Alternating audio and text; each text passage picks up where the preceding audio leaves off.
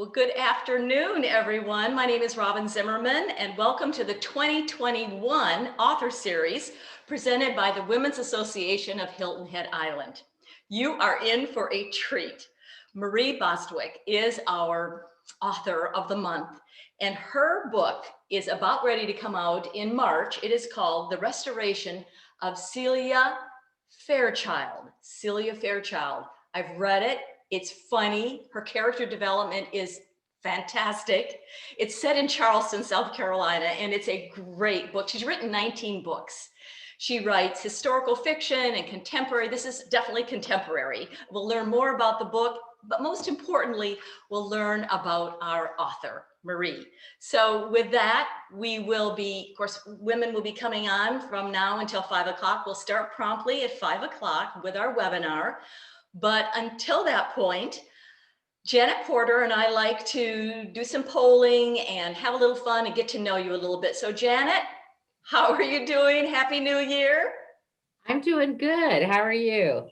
I'm doing great. It's a little gloomy out here, but it's still, our author said she was in Oregon and it was snowing. So this is not so bad. Yeah, exactly. And you were saying how, we've had a chance to do a little chatting with Marie, but we were both fortunate to read an advanced copy of the book since it doesn't come out till March. And the reaction both of us had was that the book was so funny. It's And couldn't we all use a little bit of that in our lives right now? It is funny. It's light. It's her character development. I love her different characters and how she intertwines them. And of course, her lead, Celia, is it's an amazing woman, and how she restores. Well, I won't go into the details, but her home, herself, everything. It's really a neat book. Yeah. Robin, you just hit on a point. One of the points about interviewing authors is to find out a little bit about them, but not have them tell you all about the book. And I've gone to so many in-person author luncheons where the author does 20 minutes on the book. And I was at one before COVID, hit, and the person turned to me and said, well, now I don't need to read the book. Right. So what we want to do today with Marie is have enough of a discussion that it intrigues people to Right. go and pick up her book and be entertained by Right. her characters and by her story and by her humor, but not to tell so much of it that people feel like, okay, been there, done that. So we're going to skirt around that a little bit. Well, and one thing that we've talked about with Tamra and others that are involved in this author series is that you don't really have to read the book beforehand or even afterwards. It's really about the author, their writing style, their research, their character development, why they do what they do, which is so fascinating. So it's really not a book club. It is an opportunity to learn more about these best-selling authors. Would you agree, Janet? Yes, it's really a Meet the Author series. It's not a book group. But I think at first when we started, some people were confused about that and thought they had to have read the book, which of course wouldn't work for today's because it's not out yet. Right. But I think our audience now, kind of our loyal followers, know that what they're going to do is be introduced to a new author, maybe an author, maybe see an author that they've long wanted to get to know. And I just want to reiterate, we'll talk about this again, Robin, but of course, we love the fact that the audience members can ask questions. Yes. And so please feel free to chat in your questions and I'll try to get them asked of Marie. She's written 19 books, so many people today may have read one of her books. And we hope people will feel free to let us know what questions you'd like to ask Marie and we'll get them answered for you. Right. And you do such a great job of interviewing, Janet. I just love working with you, and you just bring out the best of these various authors. And of course, we'll start promptly at 5 o'clock. So as we wait for other ladies to join us, Jen and I like to get to know you a little bit better. So we have some polling questions like we always do in our author series. So Janet, let's go ahead and launch the poll. Our first question is pretty simple, ladies. Did you make a New Year's resolution? Yes or no? Pretty simple. All you need to do is hover over the yes or no and click on that button and let us know. Did you make a New Year's resolution? And of course, we don't have another question about what it was, but Did you or did you not?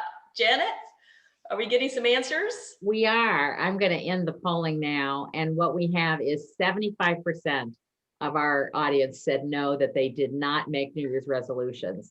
And 25% said yes, but now we really need to press that. The people, the 25% is, and have you broken those resolutions already? So, it's always a good way to start the New Year's to think about what you want to do more. And I think probably at the top of the list is people hope to get vaccinated and get out more. Exactly. And I think I want to make sure I read the book if I can, in our author series beforehand. And then also I said to you earlier this month that I want to make sure I go to the beach more often. Here we live at the beach and we have a beautiful beach, but I just haven't gone to the beach as much as I would want to, and walk and find new places. So those are two of the things that I've been thinking about. So far so good. I've been to the beach once because it's been so cold. Don't tell Marie from Oregon that it's been so cold means it's in the 50s. I know. Do you have a New Year's resolution, Janet?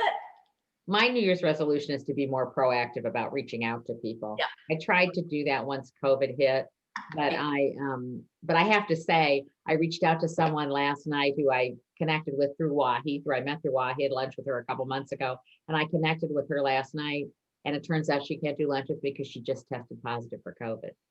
Oh no. So, it's still those times you got to pay attention to. Yes. All right. So let's go on to our next polling question. So we were just, talking about COVID. It's been, of course, a very difficult and challenging 2020. We're now in the new year, 2021. So what are you all most looking forward to in 2021? So these are your choices: visiting with family, traveling, going to church or any religious service, actually going in person, face to face, volunteering, again, more face to face, and participating in more WAHI events or anything else that you might be thinking about for 2021. So those are your choices, ladies.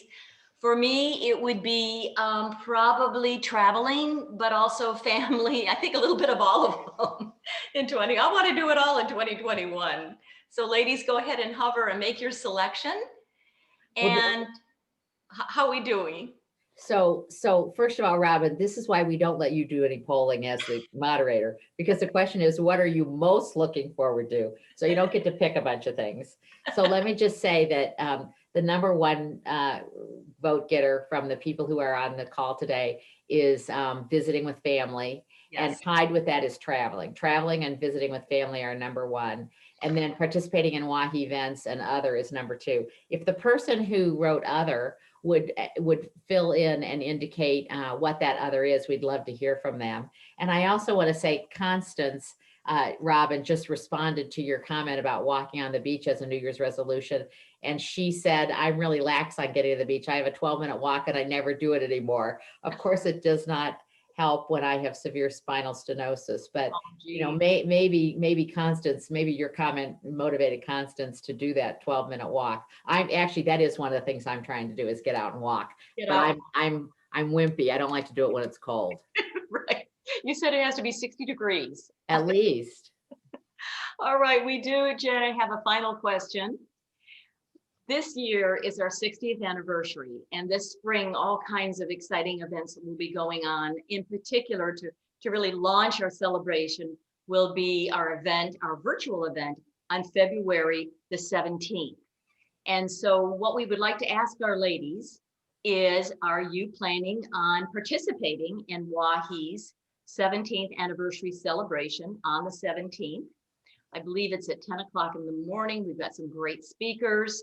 So have you not decided? Yes, no. And Tamara will go over all of the details at the end of our webinar about the speakers and kind of how the whole virtual event will take place on February 17th. So do we have some answers to our question, Janet? Yes, no, or haven't decided? The responses are still coming in, but I want to reiterate what you just said, because actually right now, the number one, and we're tied for the number of people. 43% of the people said yes, but 43% of people said haven't decided. Okay. So even for the yeses and haven't, but also mostly for the haven't decided, Tamara's going to give a great overview about why you should. I have it on my calendar, and I didn't attend the last public event, but this is a Zoom event and allows you to hear from really great, all female, the speakers are, and Tamara's going to give more information. So I'm hoping we can move those haven't decided into the yes, sign me up. It's free. And you get to, get a chance to not mingle with other people and hug them like we love to do at our events, but you do get to hear from great speakers. So I hope everybody will think about it and get some more information today that will help them decide if that makes sense for them.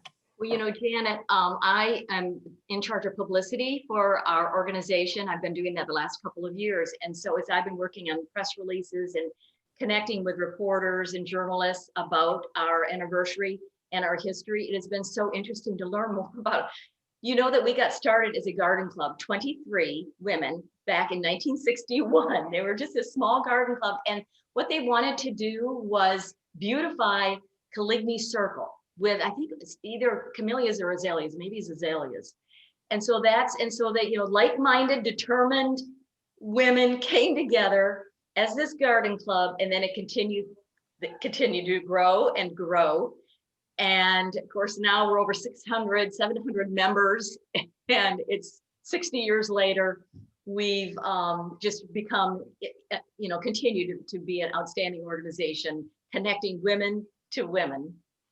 Yeah, that really shows what female power can birth. They really birthed an amazing organization. So if any of them were around, they would be proud. Proud. Well, and at that event, you will hear about the milestones throughout history and some of the, again, the community outreach and how women in Waukee have given back to the community and how we've connected with grants and awards to young people that have done outstanding community service. So we're pretty amazing. And it's just been an honor to be part of this organization, particularly this year with Tamara as our president and having to pivot into this virtual world. And the whole communication team with the website and the Zooming and the closed captioning that we have going on now. I mean, it's pretty awesome. Yes. So we also have the chat button at the bottom of your laptop or at the top if you have a iPad or if you have your phone. And what we like to use the chat for is, Janet had said earlier, if you want to ask a question, if you have any technical difficulties, then we have Nancy Fish as our technical guru, and she will be monitoring that. But at this moment, we have just a few minutes. Let's see, we've got about 3 minutes before we begin the webinar.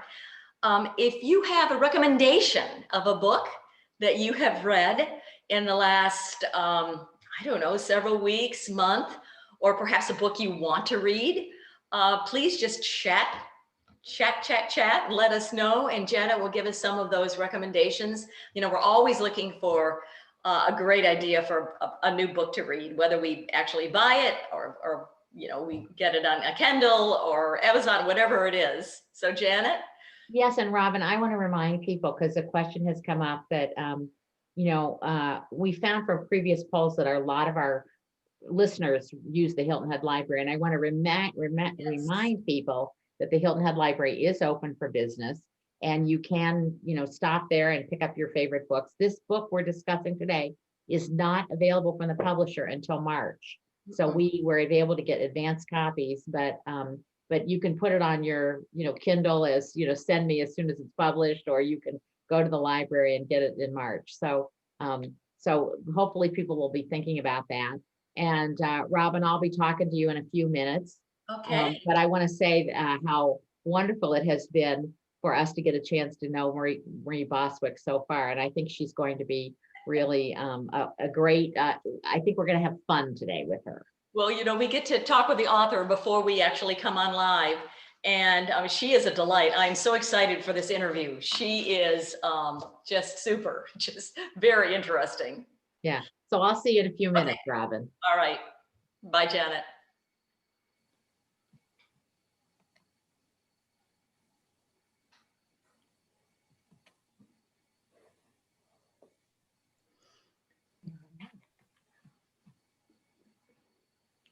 So welcome everyone. It is now almost 5 o'clock and we are so excited that you have joined us for the 2021 author series presented to you by the Women's Association of Hilton Head Island. My name is Robin Zimmerman and I'm here once again to help moderate this exciting series. It has been so successful. We appreciate you joining in. You are in for a treat. Marie Bostwick is an amazing author. She is right now in Oregon, where it is snowing.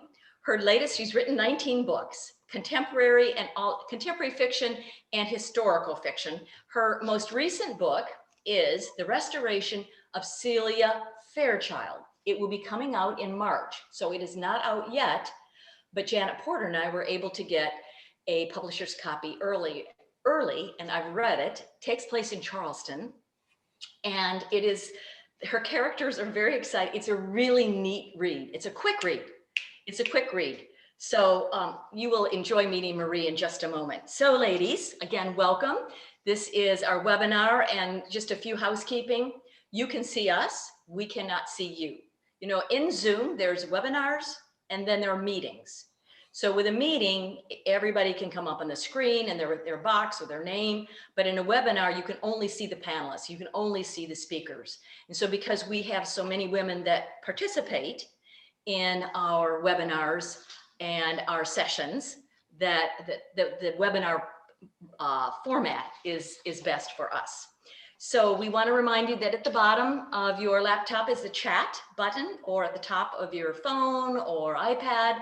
If you have any questions of our author, Marie Bostwick, or have any concerns, or if there's a technical difficulty, we have our wonderful technician, Nancy Fish, who is on our communication team. She'll be monitoring that. Also, Janet Porter, who will be interviewing our author guest. She will be looking at your questions and bring those questions to our author. So without further ado, I'm going to have Janet join us. Janet Porter, who is our esteemed interviewer. She and I have been together since the beginning. I think our first session with an author was back. We met a few weeks ago for lunch. I think you said it was last May of 2020. Yes, May, it was May. So here we are in January 2021. And Janet, it's so good to have you. And thank you so much for reading many more of Marie's books and conducting the interview today. So Robin, you know, the other thing is that we've tried to improve for our listeners. And so one of the things that we are doing today for the first time that's been part of our quality improvement of our webinar series is that we have closed captioning. Many of you will notice that there's closed captioning going on at the bottom. This was for some of WAHI members who indicated that they were more hard of hearing and would appreciate that. You can actually turn that feature off if you want to by going down to, it'll either say more or CC. And if you click on CC at the bottom or top of your toolbar, you'll see something that says hide subtitles. So if you find that distractive, you can turn it off. But I think most people, I don't know, I like when I watch British shows on Netflix, I always have the closed captioning on because I can't understand what they're saying with their British accent, you know? So anyway, this is another improvement that we're doing to meet customer needs. So Robin, thank you so much. And I'll be talking to Marie now. Have a good interview. So as Robin said, Robin and I had a chance to get an advance copy, and I read it first, and then I took it over to her house. And after a couple of days, I had lunch with her and said, Robin, what do you think? And she said, she's so funny. And we're going to talk to Marie about her sense of humor, because this is the funniest book of the ones that we've read in the whole WAHI series. And goodness knows we need more laughter right now. So Marie is a New York Times and USA Today best-selling author. And as Robin mentioned, she's written 19 uplifting historical and contemporary fiction books. Drawing on her love of quilting and her unshakable belief in the power of sisterhood, Marie's popular Cobbled Court Quilt series has been embraced by both quilters and non-sewers. My sister is a huge quilter, and she's read a bunch of Marie's book and loves them. And as a non-sewer, I've also enjoyed the Cobbled Court Quilt series. So particularly if you love to sew or quilt, that you need to be reading Marie Bostwick. Marie's novel, The Second Sister, was adapted into a 2018 Hallmark Hall of Fame feature film, which starred Patti LaBelle. And her most recent novel, which I just finished, called Hope on the Inside, was published in 2019 and was chosen as a Reader's Digest Select Editions book. So she's getting a lot of recognition. Marie lives in Oregon with her husband and her wonderful and spoiled Cavalier King Charles Spaniel, who we may even see at some point in this webinar. So Marie, will you join us? I think the host stopped my video. So can someone else unstop my video?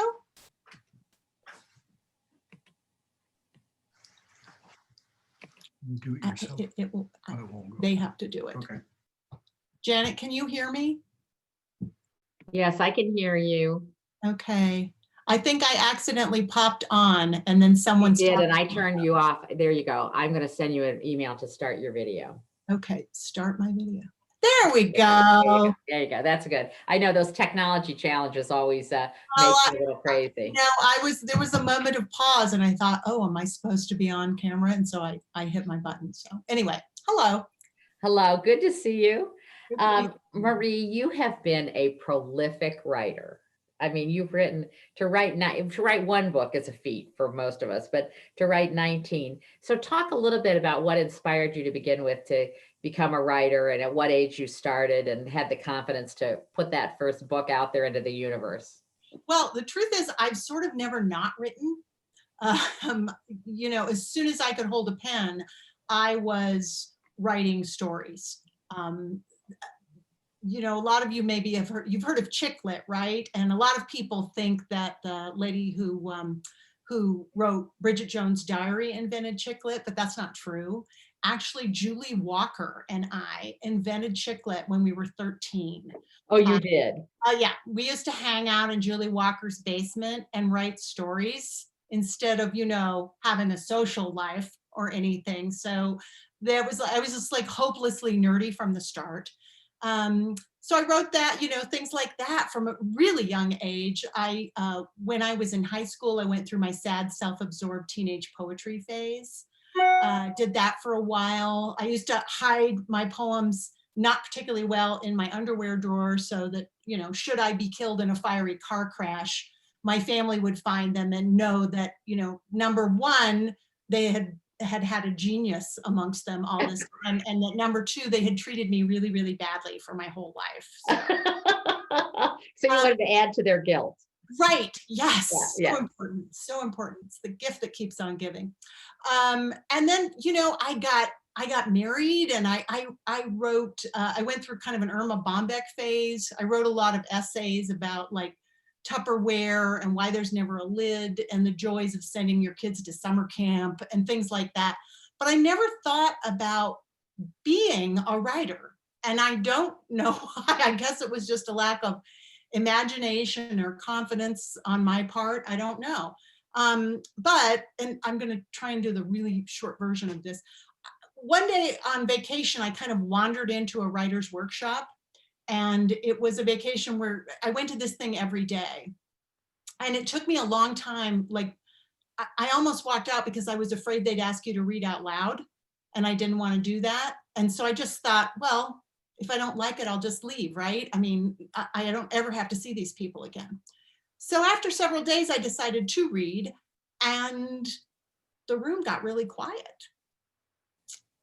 And everybody was listening, which, like, I was about 32 years old then with 2 kids, and like nobody listens to you when you're 32 years old, even your kids. So that was kind of great, but it wasn't life-changing or anything.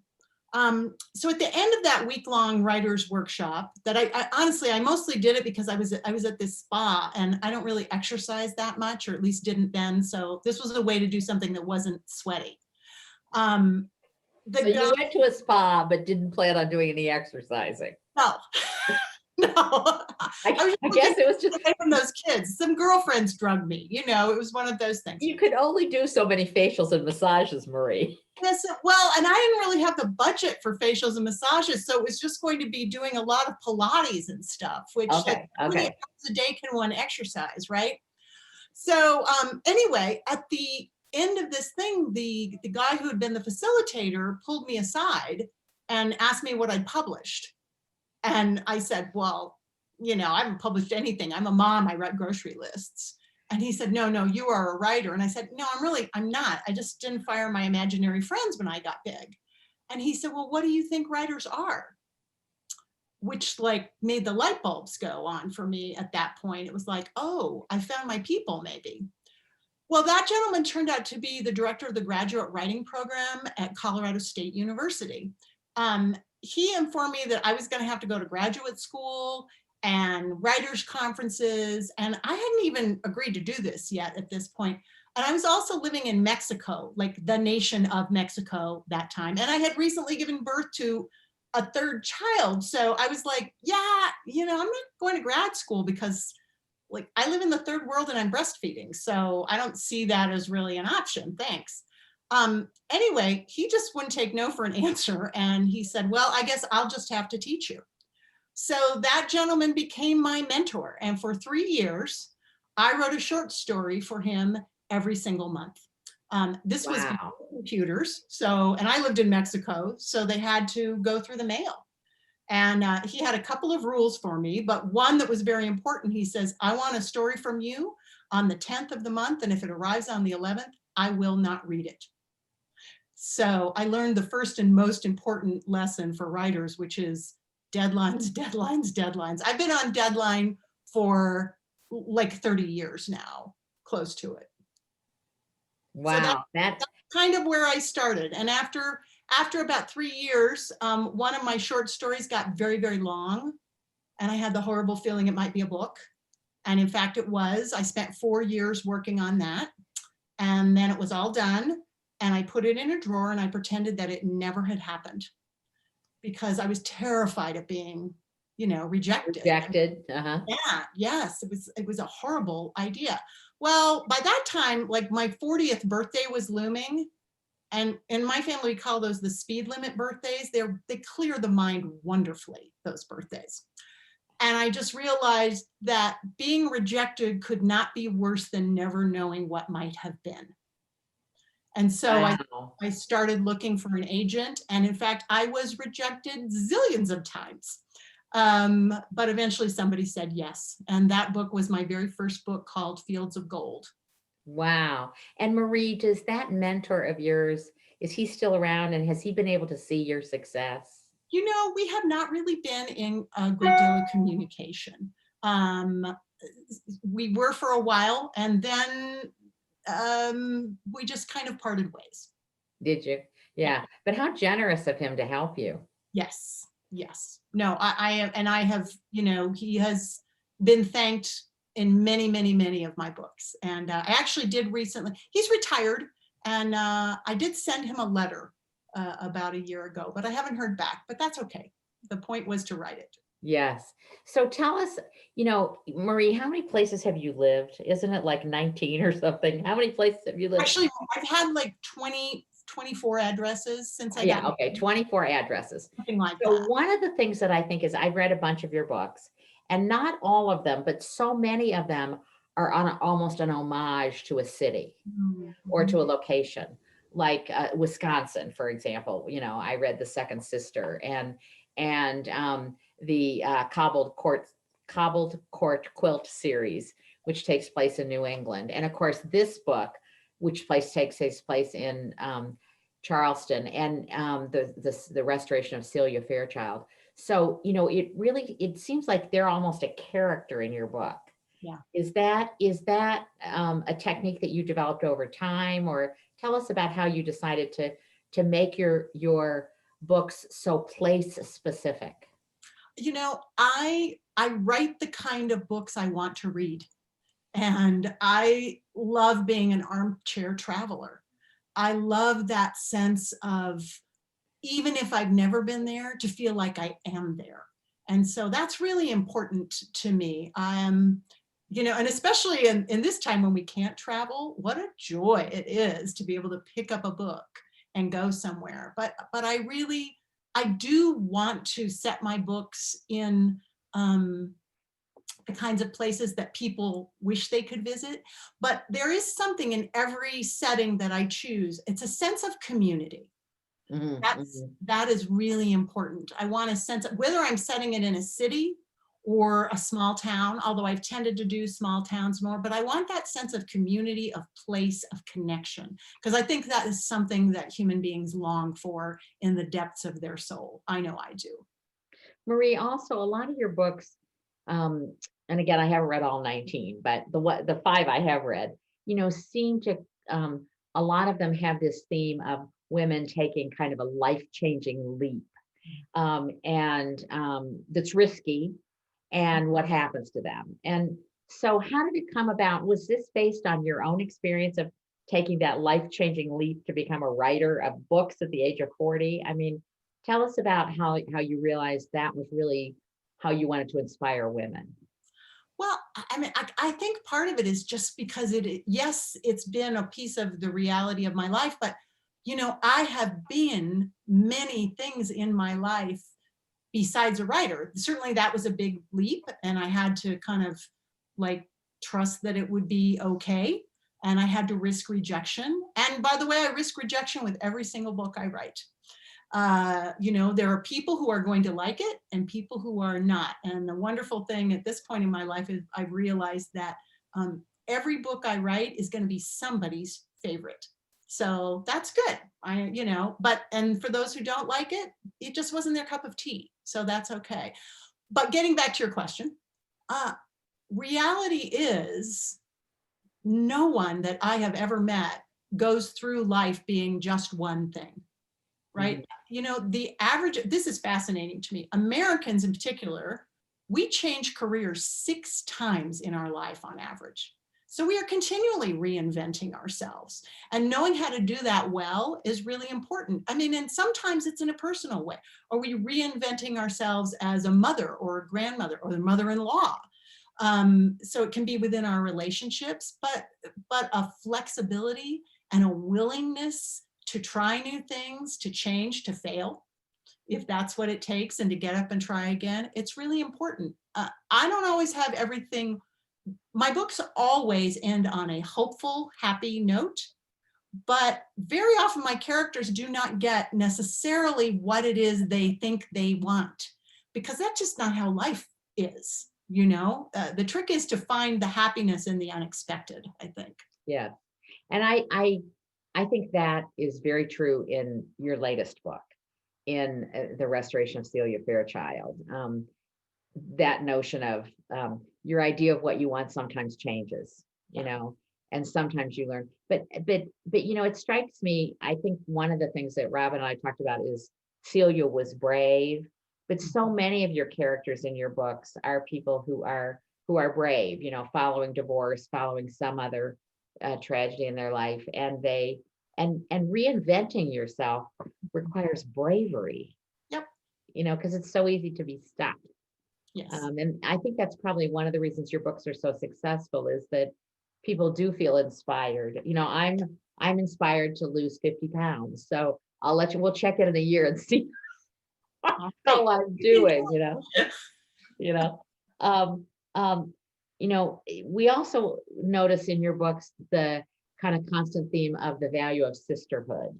Yes. And you talked about it in terms of sense of community, but that in so many of your books, the heroine, I guess, or main character, is ultimately surrounded by women who sort of rescue and support her. Mm-hmm. And talk about where that inspiration comes from to really promote sisterhood. Well, I think it's just necessary. I try to write about what I think are the absolutely necessary elements of a well-lived and happy life and meaningful life. And I think those connections are key to all of that. I will say, not everybody has to be your friend, and you don't need that many. I take friendship incredibly seriously. I know so many people. I have thousands of people who are my readers, as they're referred to as the bunnies. Just because it turns out that without knowing, I tend to use a lot of endearments, and one of them is bunny, and they picked up on that after a while. I didn't even know it, and they are the bunnies. And I know all of them, but you know, your friend, like not a Facebook friend, but a friend, and they don't necessarily have to live in your town. Like that's the person I would get out of bed for at 2 a.m. if they said they needed me. Well, that's a small group, but it's a necessary group. And I think this willingness to kind of put yourself out there and find friendship is so important. I can't tell you how much mail I get from people who are just lonely. They're Yeah. like, I Yeah. want a friend so badly. And what I say to them is like, then you've got to go out and you've got to take the chance. And sometimes if you make that you know, that effort and it's not returned, that's okay. It doesn't mean they didn't necessarily like you. It just might mean they're not taking applications for friends right now, Yeah. because we can only have so many friends, right? I suspect that in your group, a lot of you have probably moved from other places, perhaps. Is anybody lucky enough to be born in Hilton Head? That would be so wonderful, right? We do have some native islanders, but not a lot. Right. So a lot of you probably know what it's like to go to a new place and have to make new connections. I've had to do that a lot, and that's part of why maybe the crafting and quilting thing comes through, because that's very often, like once your kids are grown, you know, if you have kids in school, your friends are perhaps, you know, the other moms, right? But then later you've got to figure this out. And for me, many of those friendships, and often with women who, like, I would not have picked them out of the room and said, yeah, you're going to be my friend, but we had this thing in common, and that we loved crafting or creative, you know, any kind of creative pursuit. And we started out by talking about that, but then found out we had much more in common than we realized. Well, and I have to tell you, having a sister who's a compulsive quilter, if she had obsessive compulsive disorder, it's around quilting because she quilts. She's made over 1,000 masks for people during COVID, for example. And it is such a part of her life, and her community is such a part of her life. And quilting shows up repeatedly in your books and is sort of the stimulus for your popular cobbled court quilt series, which I can't say fast 3 times. It's very difficult to say. If I was Yeah. going back and doing it, I would call it something else. Yeah, yeah, People yeah. always get it wrong, and I just, you know, what's that? Cobbled Crete, crippled Crete. I know what they mean. So Yeah, I yeah. But you know, Marie, you also include, like, you know, you have things like patterns that you promote. And I mean, so talk about how you interface your writing about people who love to quilt and quilting, and how that then really supports quilters. Talk about that for a little bit. Well, it's really more, it's not, you know, oftentimes people will say, oh, Marie Bostwick writes about quilting. Well, you actually can't write about quilting. I mean, that's a pattern book. I write about people, some of whom happen to quilt. And the quilting for me, although in this book, it's really wider. Celia is actually, turns out to be a knitter. I do that for a couple of reasons. I think creativity, it's really more about creativity. There will always be that element in my book because I just feel that is essential, especially for women. And man, don't be in a room with me and tell me that you don't have a creative bone in your body, because I'm not going to let you out of the room until I convince you otherwise. We are, I believe we are created to be creative, and in all kinds of ways. I mean, your creativity might show up in the way you set the table, you know, but that essential pursuit of beauty and meaning. And what I love about quilting and crafting is, like, this is the art that actually is integrated into our everyday lives. And I love that. It's beautiful, it's useful, it's unique. And that feels important to me. So the other thing about the quilting group I did, quilting has been a way that very often in books, I can bring a really disparate group of characters, different ages and interests and backgrounds, and I can bring them onto the stage and it feels real, because like this is how they are gathered together. So it's a useful device for me as a writer too. Yes, yes, to bring people together. So I have to say, I'm struck by you talking earlier about being a poet, and your talk about creativity, and how for many of us who watched the inauguration yesterday, I just digress a little bit, how much the youth poet laureate stole the show.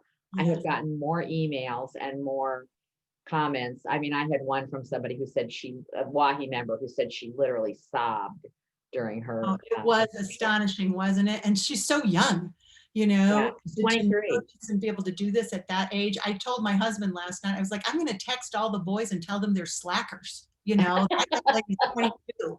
What are you people doing? I Yeah, didn't. yeah.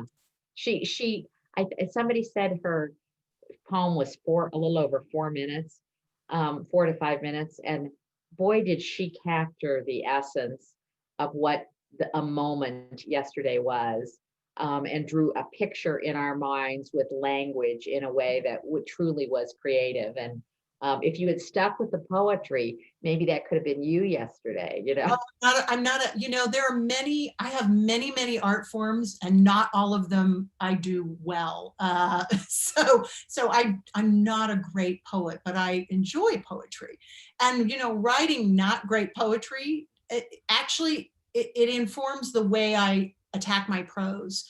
Because even though I write books that are funny and have happy endings, language matters to me very much. I struggle and think over every single sentence, and I want it to have that lyrical feel. I see a sentence as a phrase of music, honestly, and words almost Really? have a taste to them. Yeah, it should have a cadence and a lift and a, you know, there's sections which, when you look over a chapter, there should be sort of the largo section and then accelerating to a crescendo, and that's important. And the word you choose impacts the experience of the reader in profound ways. So Yeah.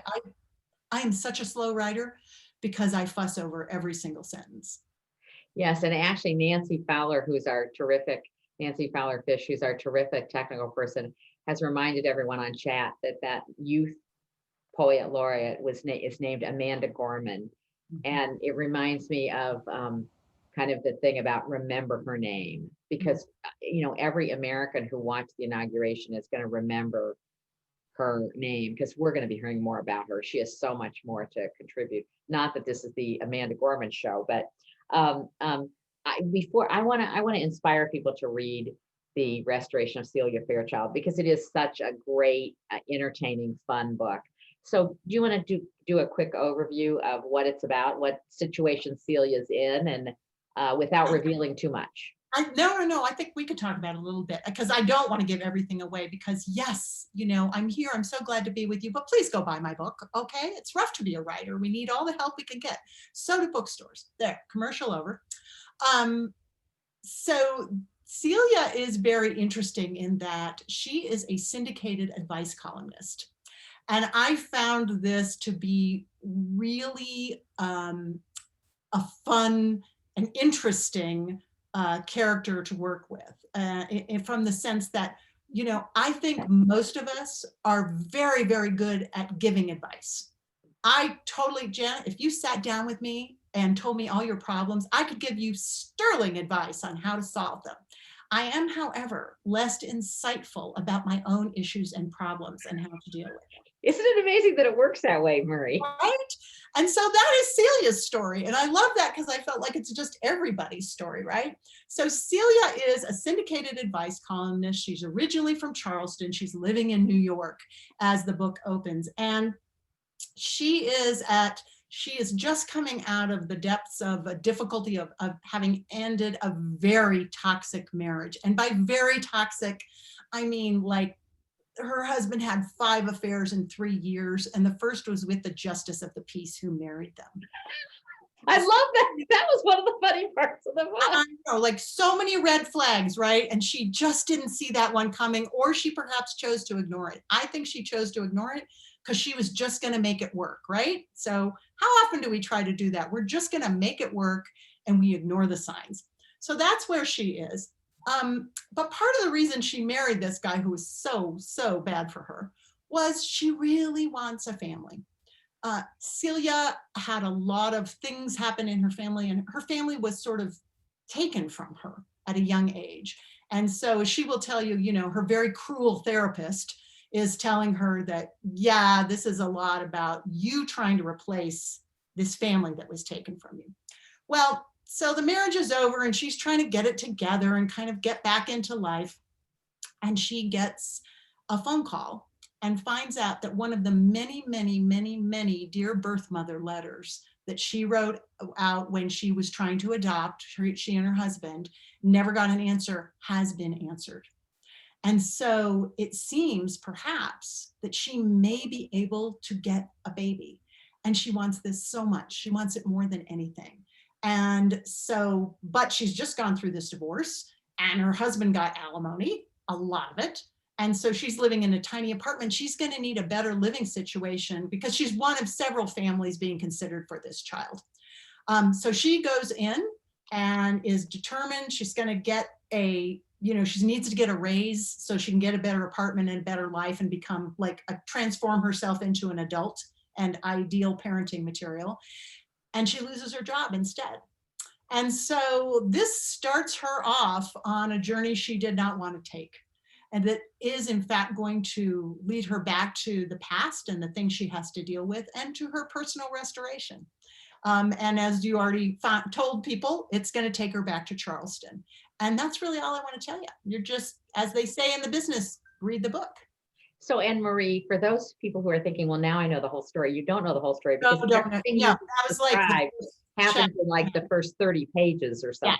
Yeah. I mean, that is just that's just, in fact, actually, I read your book a couple weeks ago. I'd kind of forgotten the New York part that you just mentioned. So, that's really just a snippet of what's about to take place. So I think you did a great job setting the stage for this. Oh, can I tell you one thing though? Because I know people will like it. Later in the book, there's a dog. There's two Cavalier King Charles Spaniels. She thinks. And tell us the name of your dog, Marie. Well, it's a secret. So, because she on social media, she's known as Showgirl, but her actual name is Folly because her dad's name was Ziegfeld. So, and there's two little spaniels on the book. So she believes the book is about her, but it's not. Oh, she does. Yeah. She does believe that. Yes. So tell me what was the mood you were in that you were writing this book and that your total sense of humor came out. And I mean, where were you at that time and place that you just decided to be so funny? It's so interesting. So as you said, I've written a lot of books, and before I wrote Celia, I was really tired. A book a year, and sometimes more than a book a year, it's tough. And several years ago, I started saying to my agent, I need a break. And she went, And then finally, after about 3 years, I said, if you don't give me a break, I'm going to retire and I will not write anymore. And then she started paying attention. And so we got me 2 years. I changed publishers. And so it wasn't like a whole year. I was supposed to take a year off and not write. I just needed to refill my creative well, and find my joy again in the writing. And it is a joy, but it's hard. This is a difficult thing to do. So after about 3 months, my agent called and she said, so you want to start writing again? And I said, well, actually, I've already started. But the thing that was beautiful is it was at my pace, the way I wanted to do it. And I honestly, it was like, and if nobody wants to publish it, I don't care. So I think I told you before, I'm getting hot. So anybody else have personal summers? I have them all the time. It's so tiresome. Anyways, so, I had some people in my past who shall remain nameless. They didn't really want me to write funny books. And there's so much more than just humor, but humor is one of the major joys of my life. Although my children assure me that I am not funny, I feel that I'm pretty funny. Exactly. I think I'm hysterical. You are. What do they know? Call me up next time. Yeah. So that was just it. I got to write the book I wanted to write. And what was wonderful about this book is I had a lot of time, and I did get a chance to refill that well. And I just got to be so in touch with the characters, and I loved spending time with Celia. And I put a lot more of myself perhaps into this book. There's a relationship, Celia has a best friend named Calvin LaGuardia. And that relationship, which I don't usually do this, but it's actually modeled on a friendship I have with my best friend, Mark. And Mark and we just go back and forth all the time. And actually a few of the lines are lifted directly from conversations he and I have had. And so has Mark seen the book and said, Marie, that's me? Oh no, he now calls himself Calvin. Oh, he does. He does. He calls me, I am Miss Bostwick, and he is Calvin. So, oh, really? Oh, really? Well, now you know that that's a real tribute when somebody decides to even change their name based on your writing. And there is one conversation, you'll know this, others you'll have to look. There's a conversation about dead cats that Mark and I almost had. And Mark is a sewer. And in fact, last Christmas, because we were having this argument about if there was a hoarder, then there had to be a dead cat. And I was like, no, dead cats, no, no, no. Anyway, for Christmas, he sewed me a dead cat. Oh my God. So I have this flat cat up in my office with the little tongue sticking out and crosses for eyes. It may be one of those things that you had to be there, but it's hysterical and I will treasure it always. Something only a true friend would do, make a dead cat for. Yes. Out of fabric. That's out of fabric, we should say. Yeah. So Marie, it has absolutely been delightful to get to know you. And I hope people are inspired. Look up your website, your Marie Bostwick website. And there are maybe many other books that you start. But if you start with, I can guarantee you'll be fully entertained if you start with The Restoration of Celia Bostwick. So thank you, Marie. Thank you. Really a pleasure. You're welcome.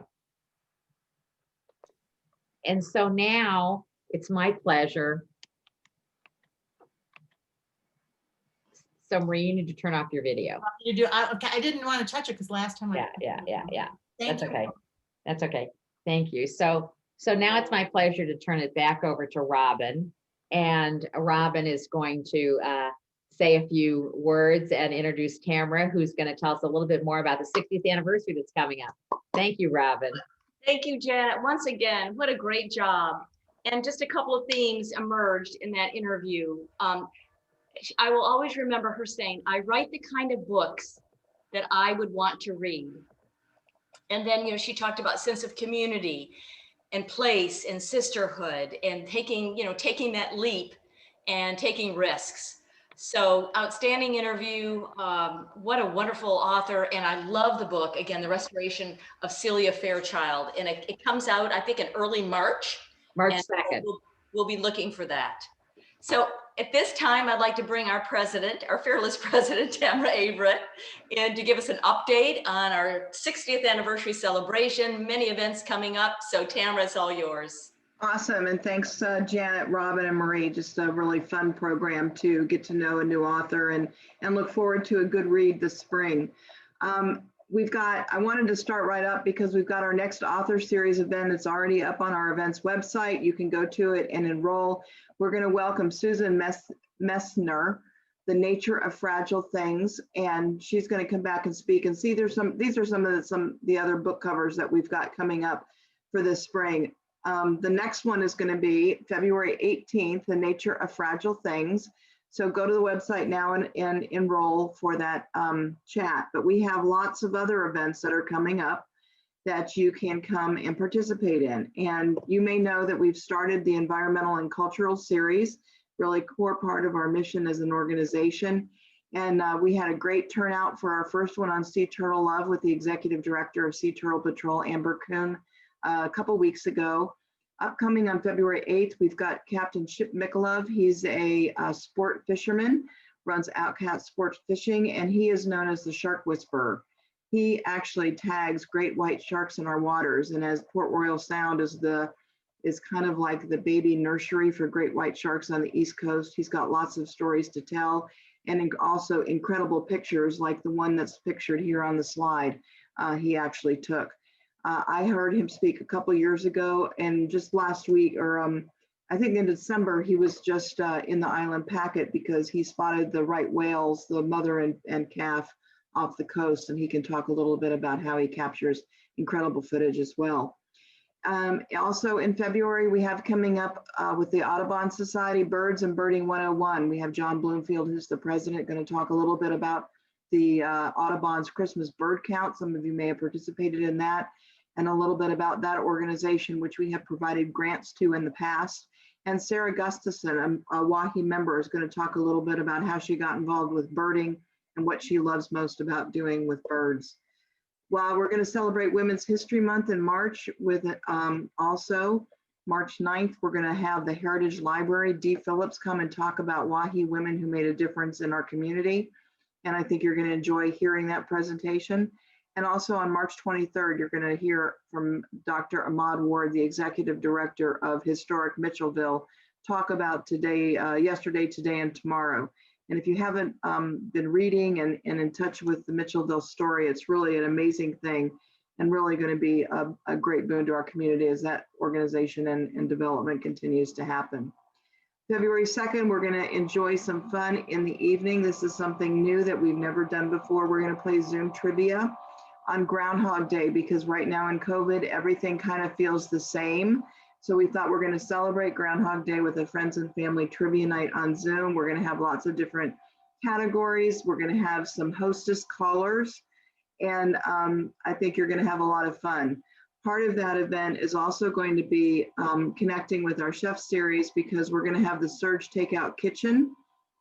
They are giving us a special coupon on February 2nd. So the idea is you can go get your takeout dinner from Surge, come home and play your WAHI trivia with your friends and family around your dinner table as you enjoy your evening. Surge Takeout Kitchen is also going to give us a 10% back donation to the charitable fund the entire month of March. So you get your coupon, you can use your coupon repeatedly over that period and enjoy not cooking that month. We are going to do a Dine for the Cause with One Hot Mamas on March 2nd, and as our recognition of Women's History Month as well happening. Our February 17th meeting, it's not the way we expected to celebrate our 60th anniversary, but we are going to celebrate. We're going to celebrate it on Zoom. It's probably not going to be 2 hours because a 2-hour Zoom would be exhausting. So it'll be something shorter than that, but we do have a really awesome program of speakers that are lined up. Some of you may have read that we have been partnering with the Heritage Library this year about digitizing our history. And they have been working with us on really the story of WAHI's history as the island's history. And I think you're going to enjoy listening to Barbara talk a little bit about our journey and the journey of WAHI within our community. Dr. Carolyn Grant, she's fantastic. You're going to hear her talking about growing up local and what that has looked like. And then we're going to have Joni Vanderslice, CEO of J Banks Design, talking about growing her business on Hilton Head. And as you know, she is her firm, J Banks Design, is an award-winning commercial and residential interior design firm, and they are big business. So this isn't just like your helping hands from home business in your garage. This is a big business, international, lots of awards, and she is an amazing person.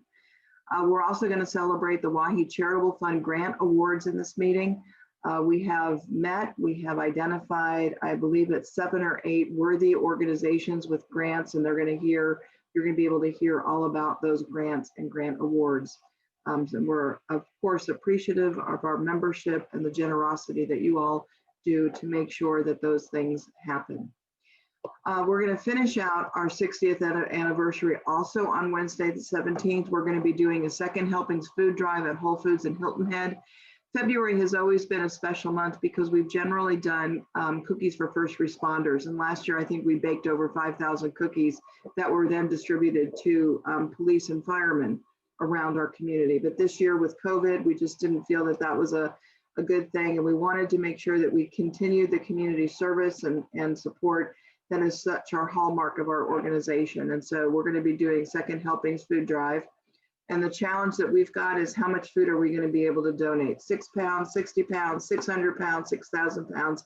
Tell your friends, tell your family, come on out and let's fill the shelves, because as you know, right now, food insecurity is a huge issue in our community as it is across the country. And we really want to be able to do our part for those who need support. It is time to volunteer for WAHI right now. We are 100% volunteer and led, and we need you. Betty Hamilton is recruiting for next year. If you have any desire to be on a committee or a board position, a council position, whatever you feel that you can give in your heart with time and talent, please let her know. We also have a couple communications roles open right now, such as the chair of our communications team. Always can be an ambassador in your community with WAHI, spreading the word to other women that may want to get connected. So this is the time to volunteer. Come on out and join WAHI and help us out. Thank you again for Janet and her enthusiastic reading and covering all of these author series, along with Robin and Nancy for their volunteerism. Really appreciate it, and also thank Marie for coming out tonight and sharing her story and her book. A really great program today. That is all from my end. So thank you all. Thank you so much, Tamara. Again, great job. We've got so much to look forward to, particularly the 17th of February. And in closing, I want to show you our Shelby. This is our Cavalier. Doesn't she look like a Marie's dog? Anyway, thank you, ladies, for joining us. And we will see you on February the 18th for our next author series with Susan Meisner. And again, Happy New Year to all of our WAHI ladies, and we'll see you soon. Bye, everyone. Thank you for joining us.